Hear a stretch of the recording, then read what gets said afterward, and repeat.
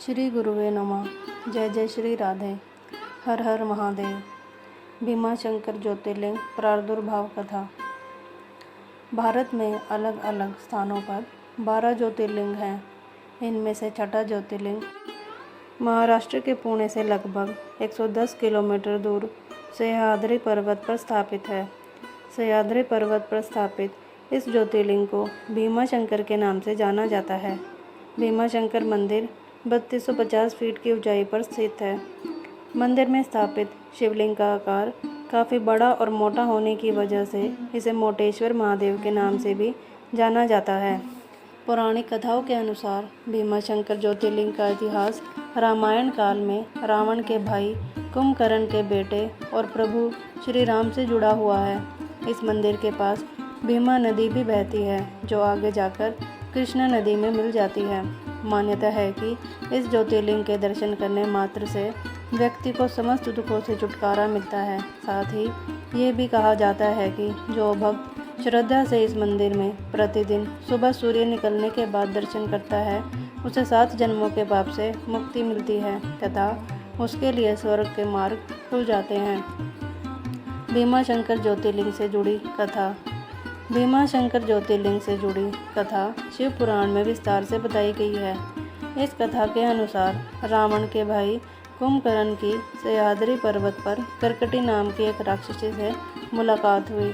दोनों ने एक दूसरे से शादी कर ली। शादी के बाद कुंभकर्ण लंका वापस आ गए, लेकिन करकटी पर्वत पर ही रह गई। वहाँ उसने एक पुत्र को जन्म दिया। करकटी ने अपने बेटे का नाम भीमा रखा। युद्ध के दौरान जब भगवान श्री राम ने कुंभकर्ण का वध किया, उसके ठीक पहले ही भीमा का जन्म हुआ था। करकटी ने राम द्वारा कुंभकर्ण के वध की बात अपने बेटे भीमा से छुपा रखी थी।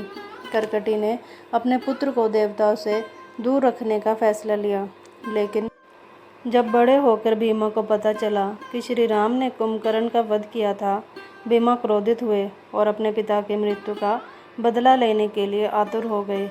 शक्ति पाने के लिए भीमा ने भगवान ब्रह्मा की घोर तपस्या की।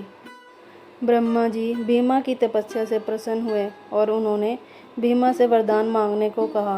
भीमा ने ब्रह्मा जी से ताकतवर होने का वरदान मांगा। वर प्राप्त करने के बाद भीमा बहुत शक्तिशाली हो गया और उसने दुनिया भर में उत्पात मचाना शुरू कर दिया। उससे मनुष्य समेत देवी देवता भी डरने लगे। भीमा किसी भी मनुष्य को पूजा नहीं करने दे रहा था। इसी कड़ी में एक राजा कामरूपेश्वर थे, जो भगवान शिव के बड़े भक्त थे। एक दिन भीमा ने राजा को भगवान शिव की पूजा करते देख लिया, तो उसने राजा को बंदी बनाकर जेल में डाल दिया। राजा कारागार में भी शिवलिंग बनाकर भगवान शिव की पूजा करने लगे। जब भीमा को इस बात का पता चला, तो उसने तलवार की मदद से राजा के बनाए शिवलिंग को तोड़ने का प्रयास किया, लेकिन हजारों लाखों कोशिशों के बावजूद भीमा उस शिवलिंग को तोड़ नहीं पाया।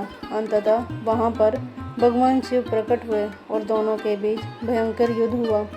भगवान शिव की हुंकार से भीमा जलकर राख हो गया। भीमा का वध करने के बाद सभी देवताओं ने भोलेनाथ को उसी स्थान पर शिवलिंग में वास करने के लिए आग्रह किया। तभी से शिव जी अपने निराकार रूप में इस स्थान पर विराजमान हैं, जिसे भीमाशंकर ज्योतिर्लिंग कहा जाता है। भीमाशंकर मंदिर से जुड़ी कुछ खास बातें। भीमाशंकर मंदिर की वास्तुकला नागर शैली में बनी एक प्राचीन और नई संरचनाओं का मिश्रण है। इस मंदिर से प्राचीन विश्वकर्मा वास्तुशिल्पियों की कौशल श्रेष्ठता का पता चलता है। मंदिर के अंदर भगवान शनि को समर्पित एक मंदिर भी है, जिसे शनेश्वर कहा जाता है। साथ ही यहाँ नंदी की एक मूर्ति भी है। यहाँ भीमारथी नदी बहती है, जिसके बारे में कहा जाता है कि भीमारथी नदी का निर्माण उस समय हुआ जब राक्षस त्रिपुरासुर के खिलाफ लड़ाई के दौरान शिव के शरीर से पसीना निकला था। इसके अलावा यहाँ आसपास कई कुंड भी मौजूद हैं, जिन्हें मोक्ष कुंड, कुशारण्य कुंड, सर्व तीर्थ कुंड, ज्ञान कुंड के नाम से जाना जाता है। इनमें से मोक्ष कुंड का संबंध महर्षि कौशिक से है। वही कुशारण्य कुंड की बात करें तो इसका उद्गम भीमा नदी से हुआ है। इन कुंडों की विशेषता यह है कि इनमें स्नान करने से मोक्ष की प्राप्ति होती है। भीमाशंकर ज्योतिर्लिंग के पास दर्शनीय स्थल।